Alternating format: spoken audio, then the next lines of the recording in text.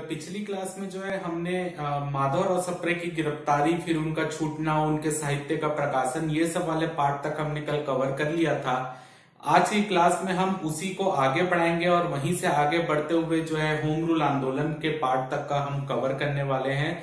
आज की क्लास में बहुत सारी नई चीज आपको जानने के लिए मिलेगी, जो कि 90% बुक में आपको मिलेगा ही नहीं, जो आज हम पढ़ने वाले हैं। तो ये क्लास आपके लिए बहुत ज्यादा इंपॉर्टेंट होने वाला है और मैं आपसे निवेदन करूंगा कि जितने भी हम आज की क्लास विशेषकर जो पढ़ेंगे, आप अपनी कॉपी में नोट करके पढ़िएगा, क्योंकि कई सारी नई चीज होगी तो आपको याद करने में आसानी होगी अगर आप लिख कर पढ़ेंगे, क्योंकि कई चीज नोट्स में भी नहीं लिखा हुआ है जो आपको मिला हुआ है। तो आप इसको कॉपी में जरूर नोट करते हुए पढ़िएगा और अलग से हाईलाइट करके पढ़िएगा। कई चीजें पेपर में पूछी गई है यहाँ से, तो आप इसको अच्छे से पढ़िएगा। चलिए चालू करते हैं आज की क्लास। और सबसे पहले हम देखते हैं जो आज का हमारा पहला टॉपिक है, सरस्वती पुस्तकालय 1909। देखिए, सरस्वती पुस्तकालय की स्थापना करने के पीछे जो आप सब जानते हैं, ठाकुर प्यारेलाल सिंह इसके जो हेड थे। देखिए, उस समय क्या था, ठाकुर प्यारेलाल सिंह को जो है बहुत सारे क्रांतिकारी साहित्य पढ़ने का बहुत शौक था। और क्योंकि ब्रिटिश सरकार जो थी साहित्य लेखन में उस समय रोक लगा रही थी, तो कई क्रांतिकारी साहित्य की जो बुक थी वो जो है ब्रिटिश सरकार के द्वारा बैन कर दी गई थी। तो ठाकुर प्यारेलाल जो है अलग अलग जगहों पर जाते थे और जो ब्रिटिश सरकार ने जिस साहित्य को पढ़ने में रोक लगाई थी उन साहित्यों को इकट्ठा करके वो लाते थे और आसपास के लोगों को भी जागृत करते थे कि आप आकर इस साहित्य को पढ़े। तो उनके द्वारा 1909 में सरस्वती पुस्तकालय की स्थापना की गई और जो ब्रिटिश सरकार ने जिन साहित्यों पर बैन लगाया था वही पुस्तक वो अपने इस पुस्तकालय में लाकर रखे और आसपास के सभी लोग जो है इस पुस्तकालय में जाकर उन पुस्तकों को पढ़ सके, ताकि वो आगे चलकर राष्ट्रीय आंदोलन की ओर प्रेरित हो सके। इसलिए सरस्वती पुस्तकालय की स्थापना 1909 में राजनांदगांव में सरस्वती पुस्तकालय की स्थापना की गई। ठाकुर प्यारेलाल सिंह इसके प्रमुख थे। उनके सहयोगी थे सीताराम साव, पंडित राजूलाल शर्मा और पंडित छबीलाल चौबे। आपके लिए इंपॉर्टेंट है चारों नाम, ठाकुर प्यारेलाल सिंह, सीताराम साव, पंडित राजूलाल शर्मा और पंडित छबीलाल चौबे। तो सरस्वती पुस्तकालय की स्थापना 1909, राजनांदगांव, और ये चार नाम विशेषकर ठाकुर प्यारेलाल सिंह का नाम तो आपको याद होगा ही, उसके साथ सीताराम साव, पंडित राजूलाल शर्मा और पंडित छबीलाल चौबे का नाम भी आपको याद होना चाहिए। अगला देखते हैं हम, धमतरी में सार्वजनिक गणेश उत्सव 1910। देखिए, जैसे कि आपको पता ही होगा, बाल गंगाधर तिलक क्या किए, तो उन्होंने महाराष्ट्र में गणेश उत्सव का प्रारंभ किया था। तो गणेश उत्सव का प्रारंभ करने के पीछे, मुख्य रूप से सार्वजनिक गणेश उत्सव प्रारंभ करने के पीछे उनका एम क्या था कि वहां पर सभी लोग इकट्ठा होंगे। तो गणेश उत्सव के देखने के साथ साथ वहां मेला लगता था, तो उनका मनोरंजन तो होगा ही, तो वहां पर हम क्या करेंगे, साथ ही साथ जो है लोगों को राष्ट्रीय आंदोलन से जोड़ने का प्रयास करेंगे और जो कांग्रेस की नीतियां हैं उसको भी लोगों तक पहुंचाएंगे। ये सब के उद्देश्य से गणेश उत्सव प्रारंभ किया गया था बाल गंगाधर तिलक के द्वारा। तो उसी कॉन्सेप्ट को छत्तीसगढ़ में लेकर आए, धमतरी में सार्वजनिक गणेश उत्सव की स्थापना हुई 1910 में, जिसमें प्रमुख भूमिका निभाई यशवंतराव मेघावाले। ठीक है, यशवंतराव मेघावाले जो थे इस धमतरी के सार्वजनिक गणेश उत्सव समिति या गणेश उत्सव को मनाने के पीछे जिसका विचार था वो थे यशवंतराव मेघावाले। तो पेपर में अगर क्वेश्चन आता है धमतरी में सार्वजनिक गणेश उत्सव 1910 में किसने प्रारंभ करवाया था, तो यशवंतराव मेघावाले। अब गणेश उत्सव हो रहा है तो गणेश उत्सव का आयोजन करने के लिए गणेश उत्सव समिति बनेगी। तो इस समिति के प्रमुख थे अब्दुल रजाक खान। अब्दुल रजाक खान जो कि मुस्लिम थे और उनको इस समिति का सदस्य या अध्यक्ष बनाया गया। इसके पीछे का कारण ये था कि यहाँ पर जो राष्ट्रीय आंदोलन भी आगे चल रही है, ठीक है, तो उस आंदोलन में हिंदू मुस्लिम के मध्य भेदभाव ना हो, क्योंकि 1909 में मार्ले मिंटो सुधार आया था और उस मार्ले मिंटो सुधार के तहत जो था मुख्य रूप से मुस्लिमों के लिए पृथक निर्वाचन क्षेत्र दिया जा रहा था। तो ये सब घोषणाएं जो थी, यानी फूट डालो शासन की करों की नीति बंगाल विभाजन से चालू हुई थी और अभी तक चली रही थी। तो ये हिंदू मुस्लिम भेदभाव ना हो, इसी के लिए समिति का प्रमुख अब्दुल रजाक खान को बनाया गया, जो कि उस समय नागपुर हाईकोर्ट के वकील थे। क्लियर है? तो धमतरी में सार्वजनिक गणेश उत्सव 1910, यशवंतराव मेघावाले, समिति प्रमुख अब्दुल रजाक खान जो कि नागपुर हाईकोर्ट के वकील थे। अब यहाँ पर क्या होता है, बंगाल विभाजन 1905 में हो गया रहता है। अब बंगाल विभाजन का विरोध होता है, स्वदेशी आंदोलन चलता है, हम बंग भंग आंदोलन देख लिए, तो ये सब आंदोलन चलता रहता है। तो इसी बीच जो ब्रिटिश के मतलब इंग्लैंड के जो राजा रहते हैं जॉर्ज पंचम, वो आते हैं भारत के दौरे में। तो जॉर्ज पंचम जब भारत के दौरे में आते हैं तो उनके द्वारा 1911 में घोषणा की जाती है कि हम जो है बंगाल विभाजन को रद्द करते हैं, लेकिन जो राजधानी है वो कलकत्ता से दिल्ली ट्रांसफर कर देते हैं। यानी बंगाल विभाजन रद्द करने की घोषणा जॉर्ज पंचम करते हैं। तो उस घोषणा में कुछ और चीजें भी शामिल रहती हैं, जिसमें से प्रमुख चीज जो रहती है कि जो प्रांतीय है, यानी जो भारत के अंतर्गत विभिन्न प्रांत है, उन प्रांतों में जो है विधान परिषद यानी विधानसभाओं की भी स्थापना की जाएगी। यानी जॉर्ज पंचम की घोषणा में यह भी रहता है कि प्रांतीय शासन यानी प्रांतों में भी विधान परिषद या विधानसभा की स्थापना की जाएगी। तो उसी के तहत जो रहता है कि जॉर्ज पंचम जो घोषणा करते हैं कि प्रांतों में भी विधान परिषद की स्थापना होगी। उस समय विधान परिषद विधानसभा एक ही हो रहा था ना, एक ही चल रहा था। तो विधान परिषद या विधानसभा बोले तो आप एक ही तात्पर्य में लीजिएगा, अलग अलग नहीं है।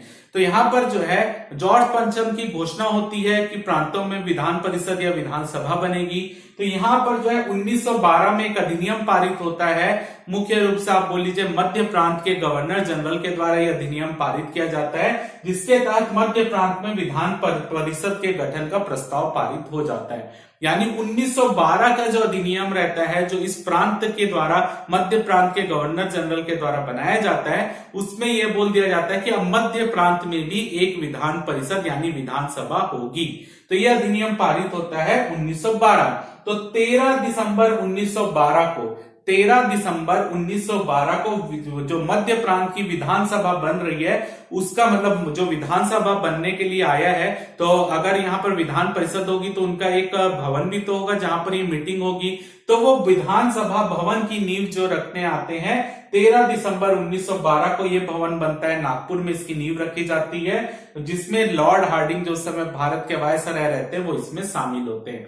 ठीक है, तो 13 दिसंबर 1912 को नागपुर में मध्य प्रांत की, क्योंकि मध्य प्रांत की राजधानी उस समय नागपुर थी, तो नागपुर में मध्य प्रांत के लिए विधानसभा भवन की नींव रखी जाती है, जिसमें लॉर्ड हार्डिंग जो वायसराय रहते हैं वो इस नींव रखने में शामिल होते हैं। साथ ही साथ लॉर्ड हार्डिंग की वाइफ भी इसमें शामिल होती है। अब जो होता है इसी बीच कांग्रेस का बांकीपुर अधिवेशन होता है दिसंबर 1912 में। 13 दिसंबर को नींव रख रहे हैं और जो है 28 दिसंबर के आसपास जो है, यानी दिसंबर के आखिरी दिनों में, आखिरी सप्ताह में जो है कांग्रेस का बांकीपुर अधिवेशन होता है दिसंबर 1912 में। अब देखिए मध्य प्रांत में भी विधान परिषद बन रहा है यानी विधानसभा। ठीक है, तो यहाँ के लोगों को भी विधान परिषद में मतलब कहीं ना कहीं जगह मिलेगी। तो यहाँ के मध्य प्रांत के जो नेता रहते हैं वो काफी उत्साहित रहते हैं कि मध्य प्रांत में भी विधान परिषद भवन बन रहा है और यह विधान परिषद बन रही है। तो ये बांकीपुर अधिवेशन में ही जो है मध्य प्रांत के सबसे ज्यादा प्रतिनिधि इस अधिवेशन में ही शामिल होने जाते हैं। क्लियर है, क्योंकि उनको उत्साह हो जाता है, उत्साह मिलता है कि हमारे लिए भी मध्य प्रांत में एक विधान परिषद मिल रहा है। इसलिए कांग्रेस का जो बांकीपुर अधिवेशन है, जिसके अध्यक्ष थे RN मुघोलकर, इस अधिवेशन में मध्य प्रांत से सबसे ज्यादा प्रतिनिधि शामिल होते हैं। क्लियर है, क्योंकि यहाँ पर अभी अभी उत्साह का संचार हुआ है कि एक विधान परिषद बनेगा। तो इसी के लिए इस अधिवेशन में, कांग्रेस के इस अधिवेशन में मध्य प्रांत से सबसे ज्यादा प्रतिनिधि शामिल होने जाते हैं। ठीक है, मध्य प्रांत के सर्वाधिक प्रतिनिधि शामिल। आपको रटने की जरूरत नहीं है, आप सीधा समझिए यहाँ पर विधान परिषद की स्थापना हो रही है, यानी उत्साह का संचार हो रहा है, तो इस अधिवेशन में सबसे ज्यादा लोग शामिल हो रहे हैं। क्लियर है, अगला देखते हैं 8 नवंबर 1913। 8 नवंबर 1913 पहला विधानसभा चुनाव होता है मध्य प्रांत का। ठीक है, 8 नवंबर 1913 इंपॉर्टेंट है, पेपर में आता है। 8 नवंबर 1913 मध्य प्रांत का पहला विधानसभा चुनाव होता है। ठीक है, तो यहां पर डिसाइड किया जाता है कि मध्य प्रांत की विधानसभा में टोटल 26 सदस्य होंगे। ठीक है, यानी मध्य प्रांत की विधानसभा में सदस्यों की संख्या होगी 26। इस 26 सदस्य में जो एक सदस्य होगा वो होगा पदेन, यानी जो मध्य प्रांत का कमिश्नर होगा वो सीधा सीधा इस विधानसभा का भी पदेन सदस्य होगा। तो मध्य प्रांत का जो कमिश्नर था उस समय उसका नाम था बेंजामिन रॉबर्टसन। बेंजामिन रॉबर्टसन जो थे वो इस मध्य प्रांत की विधानसभा के पदेन सदस्य थे, क्योंकि वो नागपुर यानी मध्य प्रांत के कमिश्नर थे। अब जो है 10 सदस्य जो होंगे वो निर्वाचित होंगे। अब ये निर्वाचित सदस्य कौन होंगे? जैसे कि हमने पहले पढ़ा था 1862 में रायपुर कमिश्नरी बना था, तो ये जो 10 सदस्य निर्वाचित होकर आएंगे ये रायपुर या मुख्य रूप से मध्य प्रांत में जितनी कमिश्नरी है उनसे निर्वाचित होकर आएंगे। ठीक है, तो मध्य प्रांत में रायपुर कमिश्नरी भी थी, आपको पता है हमने 1862 में पढ़ा था। तो ये 10 सदस्य जो है अलग अलग मध्य प्रांत में जितनी भी कमिश्नरी है उससे निर्वाचित होकर आने वाले थे। ठीक है, तो जो रायपुर से निर्वाचित होकर इसमें गए थे उनका नाम था सेठ नथमल मुनीम, जिन्हें राय साहब नथमल मुनीम भी कहा जाता था। तो ये पेपर में आपसे बहुत अच्छा क्वेश्चन है जो पूछा गया है और पूछा जा सकता है कि मध्य प्रांत की विधानसभा में पहले निर्वाचित सदस्य छत्तीसगढ़ से कौन थे? तो पहले निर्वाचित सदस्य थे सेठ नथमल मुनीम। बहुत इंपॉर्टेंट क्वेश्चन है, आपके पेपर की दृष्टि से आया हुआ है, व्यापम में, पीएससी में नहीं आया लेकिन आ सकता है। तो मध्य प्रांत की विधानसभा का पहला निर्वाचित सदस्य जो था रायपुर से या छत्तीसगढ़ से सेठ नथमल मुनीम। इसके अलावा 4 सदस्य जो थे वो ब्रिटिश सरकार के द्वारा मनोनीत किए जाने थे। ये गैर सरकारी सदस्य थे। ठीक है, सरकार मनोनीत करेगी, लेकिन मतलब जैसे हम सरकार रहती है, जैसे राज्यसभा में 12 सदस्य मनोनीत करते हैं, तो इस समय भी सरकार के माध्यम से 4 सदस्य मनोनीत किए जाने थे। तो ये 4 सदस्य गैर सरकारी सदस्य, यानी सरकार की हिस्सेदारी, इसमें सरकार में ये लोग सरकार में शामिल नहीं थे, लेकिन ये नियुक्ति जो है मनोनीत सरकार के द्वारा ही की जा रही थी। तो 4 सदस्य मनोनीत होने थे, जिसमें से एक सदस्य जो था वो सारंगगढ़ के जमींदारी से था, जिनका नाम था जवाहर सिंह। ठीक है, सारंगगढ़ रियासत से जो यहाँ पर आए थे या सारंगगढ़ की जमींदारी से, आप बोल सकते हो उनका नाम था जवाहर सिंह। ठीक है, और जो थे 10 सरकारी सदस्य शामिल होने थे इस अधिवेशन, मतलब इस विधानसभा में। ये 10 सरकारी सदस्य अंग्रेज थे और एक जो था वो विशेषज्ञ था जो कि प्रशासन से संबंधित महत्वपूर्ण विषयों की जानकारी रखता था। तो टोटल देखें 1 + 10 11, 11 + 4 15, 15 + 10 25 + 1 26। तो ये थे पहली विधानसभा के 26 सदस्य, जिसमें से आपके लिए इंपॉर्टेंट केवल ये है कि रायपुर से जो निर्वाचित होकर गए थे वो थे सेठ नथमल मुनीम या राय साहब नथमल। ठीक है, तो यहां पर और एक सारंगगढ़ से गए थे, वो मनोनीत सदस्य थे जवाहर सिंह। क्लियर है? अब आगे बढ़ते हैं और देखते हैं कि मध्य प्रांत की विधानसभा की प्रथम बैठक। अब यहां पर सब चुनाव हो जाते हैं, सदस्यों का निर्णय हो जाता है। तो पहली बैठक होती है मध्य प्रांत की विधानसभा की 17 अगस्त 1914 को। ठीक है, तो 17 अगस्त 1914 को मध्य प्रांत की विधानसभा की पहली बैठक होती है। ठीक है, आगे भी हम इसको जारी रखेंगे, क्या क्या यहाँ पर प्रस्ताव हुए वो आगे वाले पार्ट में आएगा। अगला देखते हैं हम यहाँ पर, इसी समय जो है 11 नवंबर 1912 आपके लिए इंपॉर्टेंट है। 11 नवंबर 1912 रायपुर सेंट्रल कोऑपरेटिव बैंक का गठन होता है। रायपुर में सेंट्रल बैंक या सेंट्रल कोऑपरेटिव बैंक यानी सहकारी बैंक का गठन होता है 11 नवंबर 1912।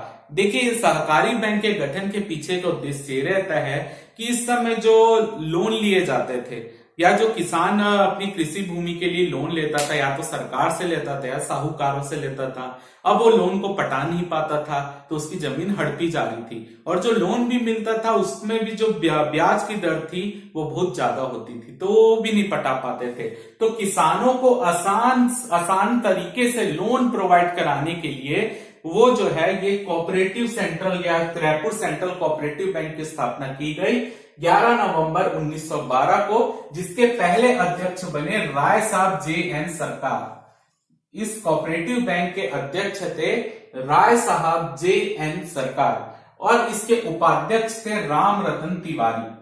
ठीक है, अध्यक्ष JN सरकार, उपाध्यक्ष राम रतन तिवारी, और इस कोऑपरेटिव बैंक के सचिव बने सेठ नथमल मुनीम।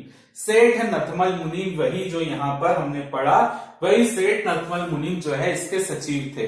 ठीक है, ये सेंट्रल बैंक में बहुत लोगों ने सपोर्ट किया था, माधवराव सप्रे ने, सुंदरलाल शर्मा ने, वो सब इस बैंक की स्थापना करने में सपोर्ट किए थे। खूबचंद बघेल, आगे हम पढ़ेंगे आगे चलकर, तो ये सब इन्होंने इसमें मतलब ये सपोर्ट मिला है ये बैंक की स्थापना के लिए। यहाँ पर इंपॉर्टेंट ये है कि रायपुर सेंट्रल कोऑपरेटिव बैंक का जो है 1922 से लेकर 1927 तक पंडित रविशंकर शुक्ल इस बैंक के अध्यक्ष रहे हैं।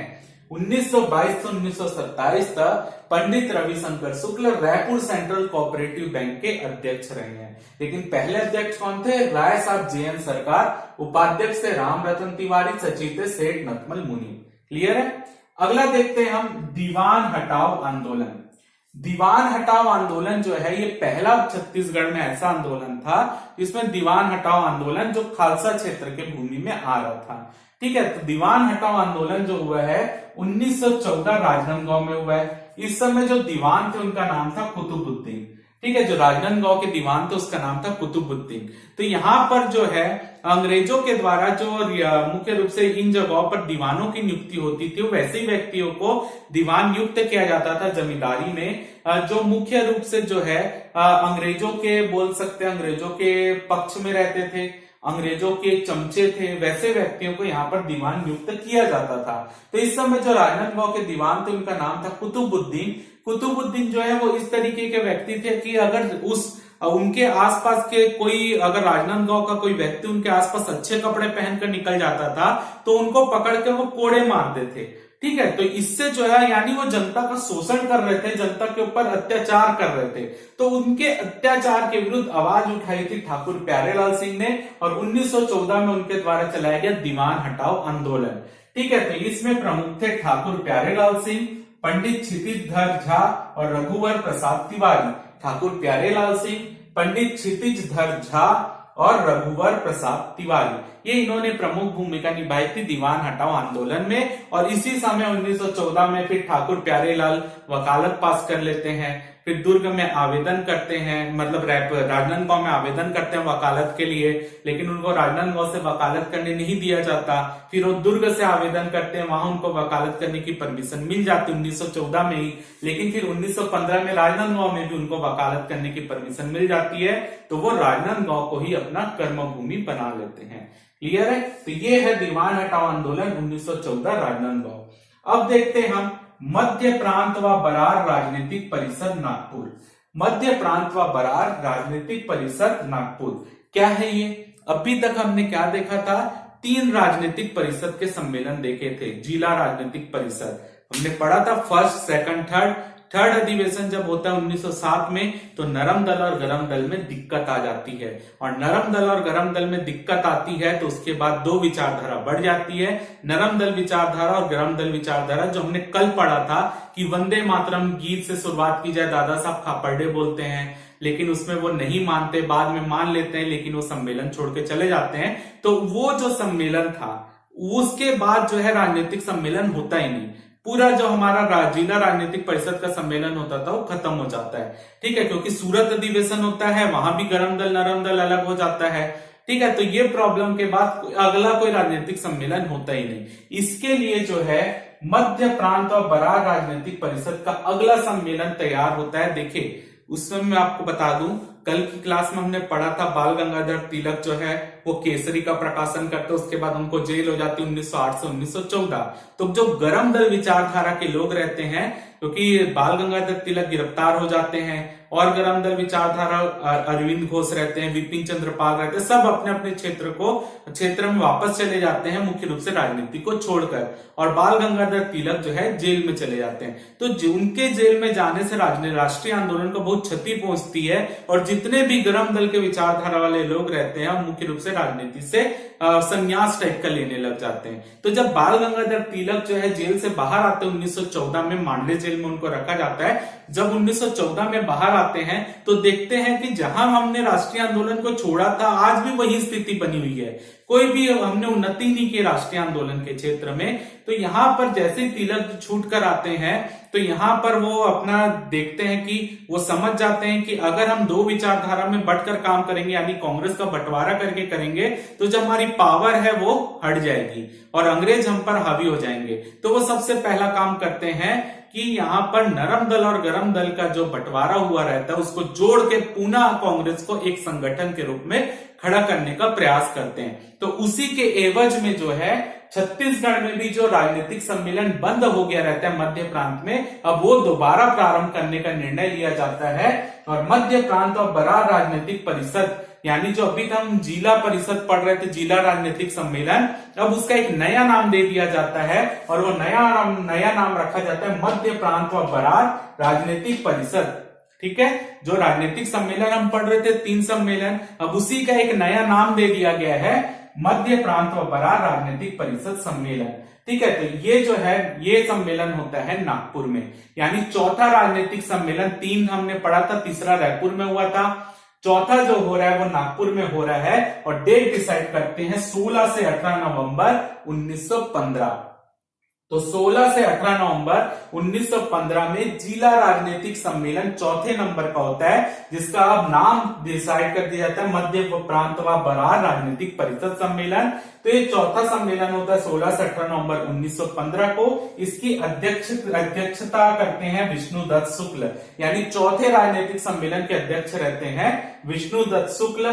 कार्य परिषद, यहाँ पर जो है इस सम्मेलन में कार्य परिषद बनाया जाता है जो इस सम्मेलन के सभी कार्यों को देखेगा। तो उसमें से एक सदस्य छत्तीसगढ़ से चुना जाता है जिनका नाम रहता है सीएम ठक्कर, जो कि रायपुर के रहते हैं। और इसके अलावा इस सम्मेलन में 1195 प्रतिनिधि भाग लेते हैं, यानी इस राजनीतिक सम्मेलन में पूरे मध्य प्रांत से 1195 प्रतिनिधि शामिल होते हैं। इस सम्मेलन में टोटल 27 प्रस्ताव पारित किए जाते हैं। कुछ प्रस्ताव घनश्याम सिंह गुप्त रखते हैं, कुछ वामन राव लाखे रखते हैं, कुछ जो है रविशंकर शुक्ल रखते हैं। तो इस तरीके से टोटल 27 प्रस्ताव इस सम्मेलन में पारित होता है कि हम अंग्रेजों के सामने अब इन चीजों को रखेंगे। तो ये 27 प्रस्ताव को मतलब अंग्रेजों के सामने रखने के लिए एक समिति का गठन किया जाता है। इस समय वो समिति का नाम रहता है CP and Berar provincial association. CP and Berar यानी central province and Berar provincial association, एक समिति बनाई जाती है जो ये 27 प्रस्ताव इस सम्मेलन में पारित हुआ है। और प्रस्ताव को अब ये तो इनके द्वारा पारित हुआ है, असली जो मेन रूप है वो तो अंग्रेज देंगे। तो अंग्रेजों के सामने भी तो ये कुछ मांग रखने के लिए एक समिति बनानी पड़ेगी। तो वो समिति का नाम रखते हैं CP and Berar provincial association. जो इस सम्मेलन में 27 प्रस्ताव पारित होते हैं वो मांगे जो है यानी ये 27 मांगों को अंग्रेजों के सामने रखने के लिए। तो इसका जो समिति बनती है इसका मुख्यालय नागपुर डिसाइड होता है। इस समिति के अध्यक्ष रहते हैं हरि सिंह गौर और इस समिति के मंत्री रहते हैं डॉक्टर मुंजे। तो ये हरि सिंह गौर की अध्यक्षता में ये समिति बनती है CP and Berar provincial association, और इन्हीं की अध्यक्षता में जो है ये 27 मांगे अब रखी जाएंगी अंग्रेजों के सामने। अगला देखते हैं अब यहाँ पर 1915, जैसे ही ये वाला सम्मेलन कंप्लीट होता है तो 1915 में राजिम में किसान सम्मेलन आयोजित किया जाता है। तो 1915 राजिम में किसान सम्मेलन आयोजित होता है। ये सम्मेलन आयोजित करने में महत्वपूर्ण भूमिका निभाते हैं पंडित सुंदरलाल शर्मा।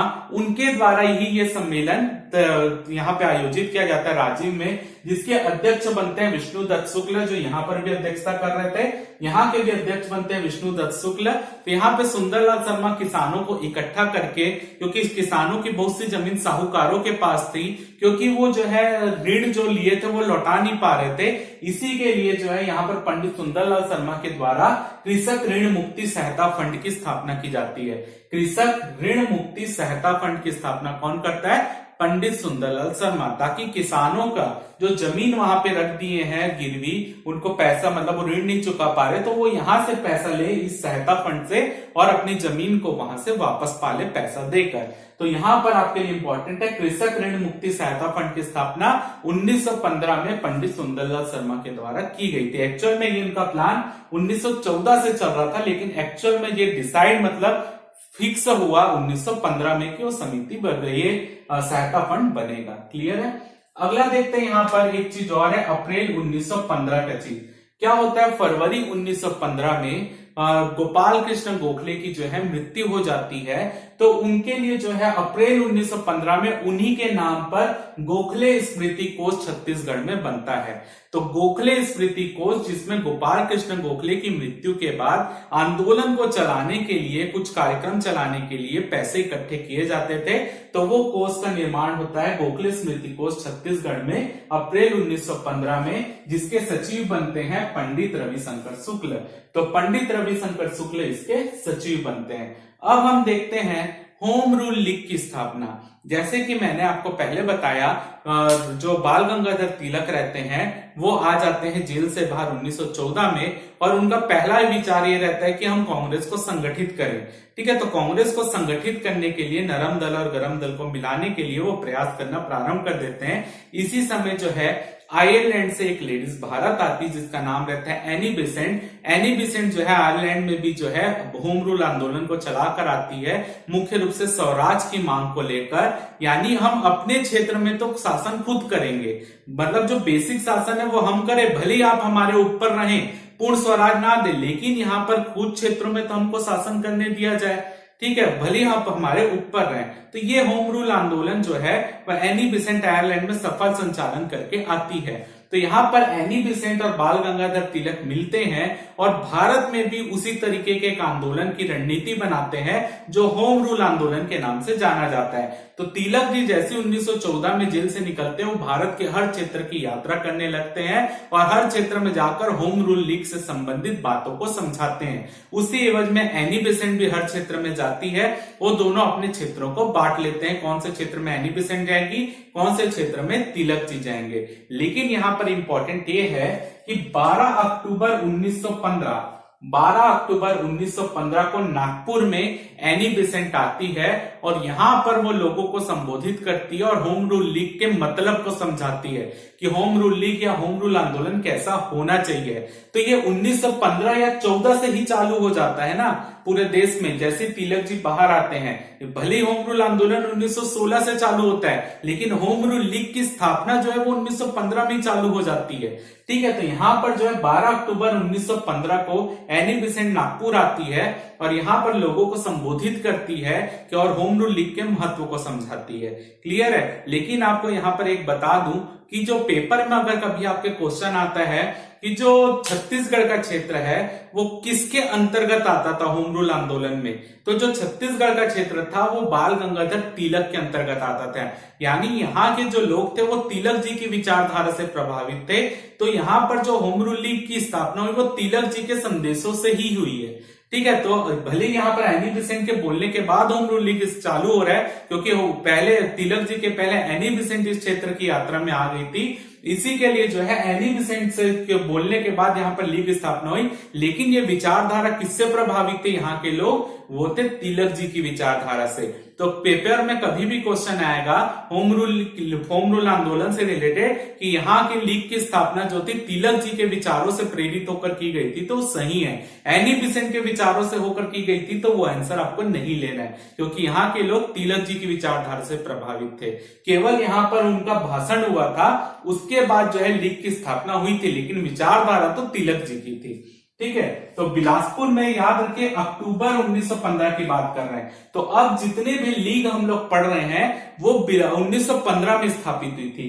तो बिलासपुर में होम रूल लीग की स्थापना हुई थी 1915 में ही, जिसके प्रमुख थे ई राघवेंद्र राव, गजाधर साव, गोविंद प्रसाद तिवारी, मुन्नीलाल स्वामी और अंबिका प्रसाद वर्मा। फिर से मैं बोल रहा हूं, बिलासपुर में होम रूल लीग की स्थापना 1915 में हुई है। प्रमुख है ई राघवेंद्र राव, गजाधर साव, गोविंद प्रसाद तिवारी, मुन्नीलाल स्वामी और अंबिका प्रसाद वर्मा। दुर्ग में भी होम रूल लीग की स्थापना 1915 में हुई है, जिसमें प्रमुख थे घनश्याम सिंह गुप्त। राजनांदगांव में भी 1915 में ही होम रूल लीग की स्थापना हुई है, जिसके प्रमुख थे ठाकुर प्यारेलाल सिंह। ठीक है, तो हम लोग क्या पढ़ते हैं इंडियन हिस्ट्री में सीधा 1916 होम रूल आंदोलन पढ़ते हैं। तो बहुत से लोगों को डाउट आता है 1915 में होम रूल लीग कैसे बन गई। तो क्योंकि यहाँ पर जैसे मैंने बताया इनके भाषण के बाद प्रेरित होकर जो है ये लीग की स्थापना हुई थी। तो यहाँ पर इन तीनों से अलग होकर 1916 में छत्तीसगढ़ में केवल एक जगह होम रूल लीग की स्थापना हुई है, वो है रायपुर, 26 अगस्त 1916। तो यहां पर अगर पेपर में क्वेश्चन आता है इनमें से कौन से होम रूल लीग की स्थापना सबसे बाद में हुई, तो सबसे बाद में जिस होम रूल लीग की स्थापना हुई है वो हुई है 26 अगस्त 1916। यह आपसे क्वेश्चन आता है कि होम रूल आंदोलन के समय कौन से स्थान पर होम रूल लीग की स्थापना हुई छत्तीसगढ़ में, तब भी आंसर है रायपुर। क्लियर है। तो यहां पर क्योंकि होम रूल आंदोलन जब चल रहा था तो केवल रायपुर में उस समय लीग की स्थापना हुई थी, ये तो 1915 उसके पहले ही हो गई थी। क्लियर है। तो यहां पर रायपुर का आंसर तभी लेना है जैसे पेपर में आता है सबसे पहले आंदोलन के दौरान होम रूल लीग की स्थापना कब हुई, तो 1916 रायपुर में हुई। तो 26 अगस्त 1916 रायपुर में होम रूल लीग की स्थापना हुई, बाकी सब 1915 में हुई। ठीक है। इसके अध्यक्ष थे सीएम ठक्कर, यानी जो रायपुर में होम रूल लीग की स्थापना हुई थी उसके अध्यक्ष थे सीएम ठक्कर। प्रधान संगठक थे, यानी इस होम रूल लीग को चलाने के जो प्रधान संगठक थे उनका नाम था पंडित रविशंकर शुक्ल। अध्यक्ष थे सीएम ठक्कर, प्रधान संगठक थे पंडित रविशंकर शुक्ल, और जो प्रमुख थे इस होम रूल लीग को स्थापित करने में जो प्रमुख भूमिका निभाए थे वो थे माधवराव सप्रे, मूलचंद बांगड़ी, लक्ष्मण राव उदगीरकर। माधवराव सप्रे, मूलचंद बांगड़ी और लक्ष्मण राव उदगीरकर। तो 1915 में बिलासपुर, दुर्ग और राजनांदगांव में, 1916 में स्थापित हुई है रायपुर में होम रूल लीग। ठीक है। तो यहां तक आप पार्ट कवर कर लिए हम, आप इसका स्क्रीनशॉट ले लीजिए।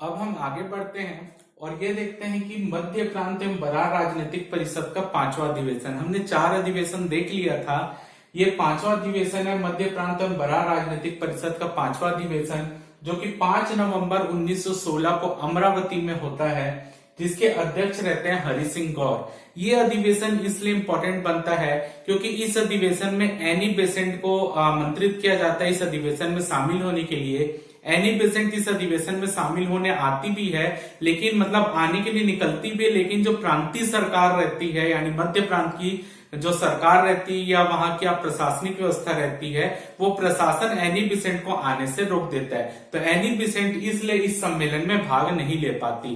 तो आपके लिए ये इंपॉर्टेंट है कि जो 5वां राजनीतिक सम्मेलन था उसमें एनी बेसेंट को बुलाया गया था, एनी बेसेंट को प्रांतीय प्रशासन ने आने से रोक दिया था। ठीक है। तो ये अधिवेशन 5 नवंबर 1916 को अमरावती में होता है। इसके अध्यक्ष थे हरि सिंह गौर और स्वागताध्यक्ष थे मोरोपंत जोशी। ठीक है। और किससे रिलेटेड है, एनी बेसेंट से, क्योंकि उनको प्रांतीय शासन आने से रोक देता है। अगला जो पार्ट हम पढ़ने वाले हैं ये पेपर में आया हुआ क्वेश्चन है पीएससी में, और आपको कहीं भी इसका आंसर आपको नहीं मिलेगा, इसको हम डिटेल में कवर करने वाले हैं। 20 जून 1915 रायपुर के टाउन हॉल में छत्तीसगढ़ के 300 मालगुजारों का सम्मेलन होता है। मालगुजार गांव के प्रमुख, क्या अंतर आ गया था गौटिया और मालगुजार में, इनको जमीन का मालिकाना हक मिल रहा था।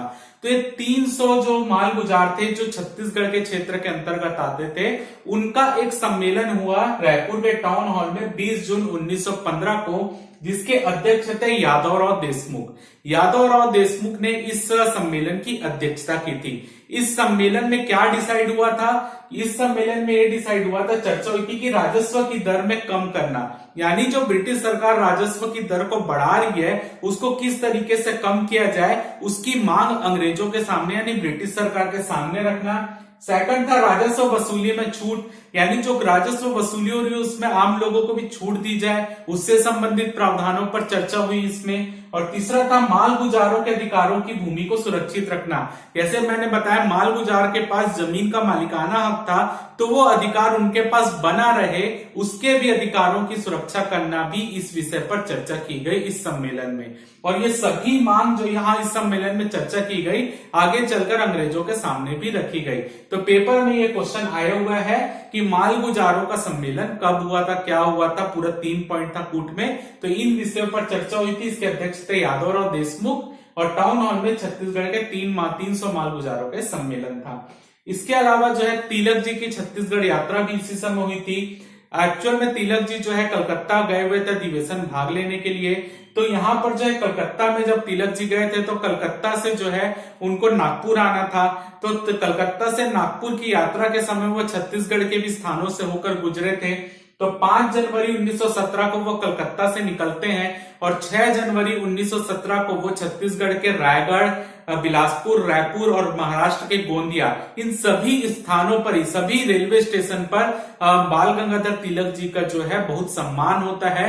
ठीक है, उनके एवज में जो है बहुत से लोग भीड़ इकट्ठा होती है उनको स्टेशन में देखने के लिए और उनको माला पहनाकर उनका स्वागत किया जाता है। तो तिलक जी की जो छत्तीसगढ़ यात्रा थी वो थी 6 जनवरी 1917, केवल स्टेशन के माध्यम से वो क्योंकि वो कलकत्ता से नागपुर जा रहे थे इसलिए बीच में जितने भी रेलवे स्टेशन पड़ रहे थे वो सब जगह उनका स्वागत किया गया था। तो छत्तीसगढ़ में भी रायगढ़, बिलासपुर, रायपुर में उनका स्वागत हुआ, फिर गोंदिया में हुआ, फिर वो नागपुर पहुंच गए। अगला हम देखते हैं यहाँ पर अगला पॉइंट, मॉन्टेग्यू का भारत आगमन 1917। अब जो है क्योंकि अभी होम रूल आंदोलन चल रहा था, लोगों में आक्रोश की भावना फैली हुई थी, इस समय वर्ल्ड वॉर भी चल रहा था, तो सबको भारतीयों का सहयोग स्थापित करना वर्ल्ड वॉर में, इसी के लिए क्या किया गया, 1917 के आसपास जो है मॉन्टेग्यू को भारत भेजा गया कि वो भारत जाएं और लोग जो आंदोलन कर रहे हैं उनसे पूछे कि वो आंदोलन क्यों कर रहे हैं, उनकी क्या दिक्कत है, उनको दिक्कतों को कैसे सॉल्व किया जा सकता है। ये सब के इरादों से मॉन्टेग्यू को भेजा गया था भारत। ठीक है, क्योंकि आगे चलकर फिर उनके जो घोषणा पत्र आता है, फिर उसके आगे चलकर हम मॉन्टेग्यू चेम्सफोर्ड सुधार भी पढ़ते हैं, ये सब हम आगे पढ़ते ही हैं 1919 के आसपास। तो 1917 में वो ये आते हैं ये जानने के लिए कि एक्चुअल में भारत में क्या चीज की दिक्कत हो रही है, लोगों की क्या मांग है, हम उनका सहयोग कैसे पा सकते हैं, ये सब के लिए मॉन्टेग्यू आते हैं 1917। और 1917 में आते ही वो पूरे भारत के हर प्रांत की यात्रा करते हैं और हर प्रांत में जाकर उस प्रांत के जो प्रमुख नेता उनसे मिलते हैं, उनकी जिम्मेदारियों, उनकी जो प्रॉब्लम रहती है लोगों की, वहां पर उसको समझने का प्रयास करते हैं ताकि आगे चलकर हम उस प्रॉब्लम को सॉल्व कर सके। तो यहां पर जो है छत्तीसगढ़ प्रांतीय कांग्रेस कमेटी, छत्तीसगढ़ या छत्तीसगढ़ नहीं, मध्य प्रांत सेंट्रल प्रोविंस जो कांग्रेस कमेटी रहती है वो एक 36 सदस्यों का दल तैयार करती है। 36 सदस्यों का एक दल तैयार करती है क्योंकि जब वो मध्य प्रांत की यात्रा में आएंगे मॉन्टेग्यू, तो उस समय ये 36 सदस्यों का दल उस मॉन्टेग्यू से मिलने जाएगा और सभी लोगों की जो जनता की मांग है, जो परेशानियां हैं, वो सामने रखेगा मॉन्टेग्यू के। तो इस दल में जो है छत्तीसगढ़ से पंडित रविशंकर शुक्ल को भी शामिल किया जाता है। तो मॉन्टेग्यू से जो मिलने के लिए दल तैयार होता है कांग्रेस कमेटी का, उसमें पंडित रविशंकर शुक्ल शामिल रहते हैं। क्लियर है। अगला है मध्य प्रांत और बरार राजनीतिक परिषद 6 नंबर का। अभी हमने यहाँ पर पढ़ा 5वां अधिवेशन, अब ये है 6वां अधिवेशन। ये 6वां अधिवेशन रायपुर में होता है 26 अगस्त 1917 को। 26 अगस्त 1917 को मध्य प्रांत व बरार राजनीतिक परिषद का 6वां सम्मेलन होता है जिसके अध्यक्ष रहते हैं हरि सिंह गौर। हरि सिंह गौर इसकी अध्यक्षता करते हैं। अधिवेशन रायपुर में हो रहा है और यहाँ पर मुख्य रूप से ये मांग रखी जाती है क्योंकि एनी बेसेंट को होम रूल आंदोलन के कारण गिरफ्तार कर लिया जाता है। तो यहाँ पर मुख्य रूप से प्रस्ताव पारित होता है, जब तक ब्रिटिश सरकार एनी बेसेंट को छोड़ेगी नहीं जेल से, तब तक हम जो है वर्ल्ड वॉर में साथ नहीं देंगे अंग्रेजों का। तो ये प्रस्ताव पारित होता है यहाँ पर 6वें अधिवेशन में। ठीक है, अगला देखते हैं मध्य प्रांत एवं बरार प्रोविंशियल एसोसिएशन। हमने पढ़ा था 4थे अधिवेशन में कि मध्य प्रांत में एक समिति बनती है जो प्रस्तावों के लिए अपनी मांग रखेगी अंग्रेजों के सामने। तो वही समिति है मध्य प्रांत एवं बरार प्रोविंशियल एसोसिएशन नाम से समिति बनती है। थोड़ी देर पहले हम देखे थे। तो इस समिति का एक सम्मेलन या अधिवेशन होता है रायपुर में 30 से 31 मार्च 1918 को। याद रखिए समिति जो बनी थी उसका अधिवेशन है मध्य प्रांत एवं बरार प्रोविंशियल एसोसिएशन, जो हमने थोड़ी देर पहले 4थे अधिवेशन के समय पढ़ा था। ठीक है, तो रायपुर में इसका अधिवेशन होता है। इसकी अध्यक्षता करते हैं हरिदास चटर्जी।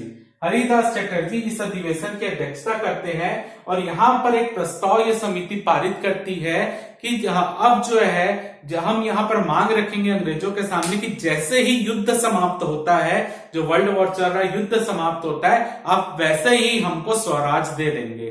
ठीक है, यानी युद्ध के समाप्त होते ही स्वराज की मांग। ठीक है, ये इस समिति में ये प्रस्ताव पारित करते हैं। अगला हम देखते हैं कि जो अभी विधानसभा का जो पहला चुनाव हुआ रहता है जिसमें सेठ नथमल चुनकर जाते हैं, तो वो जो विधानसभा का कार्यकाल वो खत्म हो जाता है। 3 साल का कार्यकाल रहता है, 3 साल के बाद वो कार्यकाल खत्म हो जाता है 20 जुलाई 1917 को।